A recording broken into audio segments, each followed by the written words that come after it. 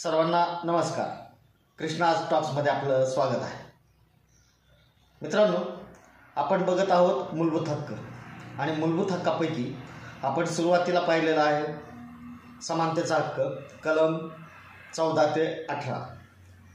त्यानंतर आपण दुसरा हक्क बघितला तो म्हणजे स्वातंत्र्याचा हक्क कलम 19 ते 22. आता मित्रांनो, आता पाहत आहोत आपण तिसरा हक्क जो आहे शोषणाविरुद्धचा हक्क. शोषणाविरुद्धचा हक्क याच्यामध्ये दोन कलम आहेत, कलम 23 आणि कलम 24. पहिल्यांदा कलम 23 काय आहे ते समजून घेऊया. कलम 23 काय म्हणतं,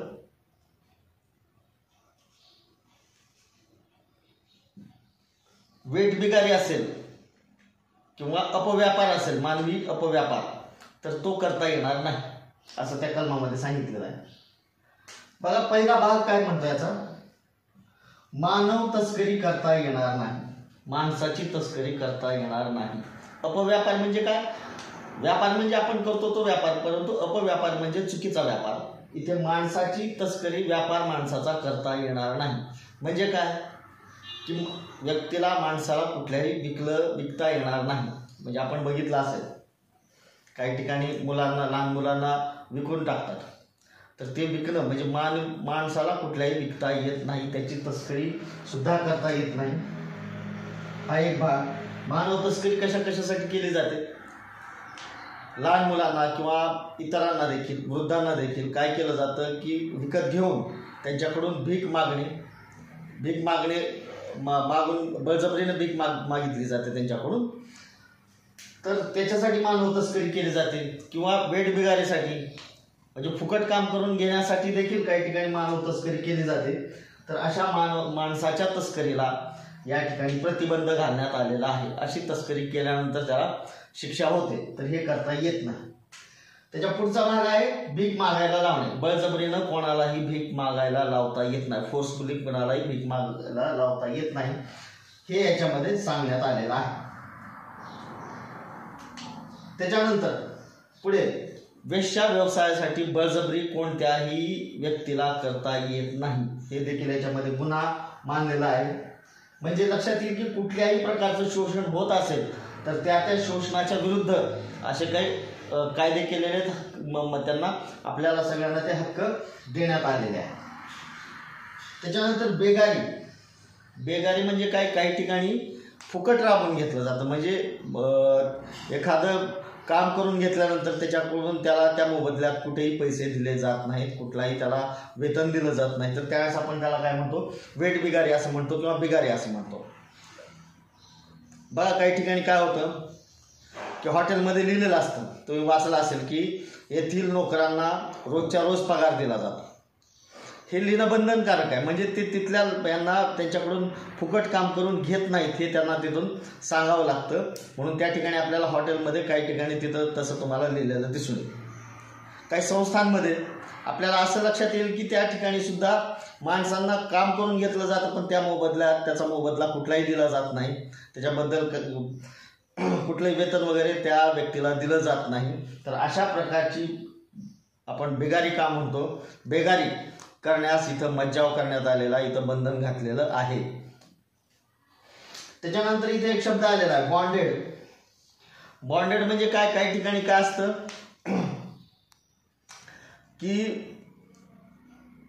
कर्ज घेतलेलं आहे. समजा आजोबाने काही वर्षापूर्वी कर्ज घेतलेलं असेल, घरातली व्यक्ती आहे, कर्ज घेते सावकाराकडून, कर्ज फेडणं होत नाही. मग कर्ज न फेडल्यामुळं ते काय करतो सावकार, त्या व्यक्तीला त्यांच्याकडे काम करायला लावतो, ते सुद्धा कुठलेही पैसे न देता. म्हणजे सावकार त्या दिलेल्या पैशाच्या मोबदल्यामध्ये कुठलेही पैसे न देता त्या व्यक्तीला कामगार म्हणून त्या ठिकाणी राबवतं, काम करायला लावतं, त्याच्याबद्दल कुठलेही पैसे देत नाही. तर अशा प्रकारचं देखील काम करून घेण्यामध्ये मनाई करण्यात आलेली आहे. तसंच काम देखील आपल्याला करता येणार नाही. बळजबरीनं देखील फोर्सफुली, आपण ज्याला म्हणतो फोर्सफुली किंवा बळजबरीनं एखाद्याकडून असं आहे की काही ठिकाणी समजा 10 ते 5 ड्युटी असेल आणि त्यानंतर सुद्धा बळजबरीनं जर काम करून घेत असेल त्याची शरीर थकलेलं आहे, मन थकलेलं आहे, पण बळजबरीनं त्याच्याकडून जर काम करून घेत असेल कुणी, तर तसंही बळजबरीनं किंवा फोर्सफुली काम करून घेता येणार नाही असंही या ठिकाणी सांगितलेलं आहे. म्हणजे राबून नंतर घेता येणार नाही बळजबरीनं. काही ठिकाणी बघितलं असेल पिक्चरमध्ये वगैरे की चापकानं फटके मारून त्याला गाडा ओढायला लावतात, अशा प्रकारे म्हणजे कुठली बळजबरी करून काम करून घेता येणार नाही. असं जर केलं तर कलम 23चा भंग आहे असं मानलं जातं.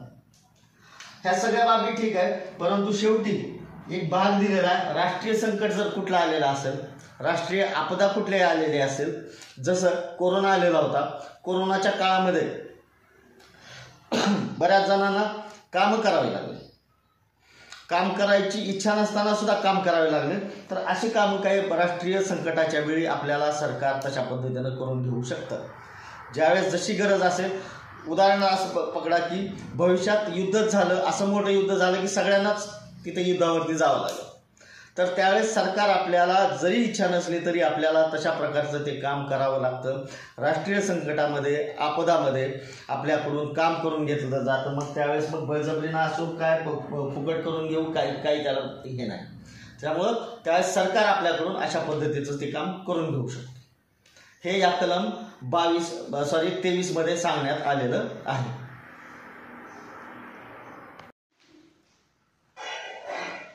मित्रांनो, आता आपण बघणार आहोत कलम 24. कलम 24 काय सांगतं?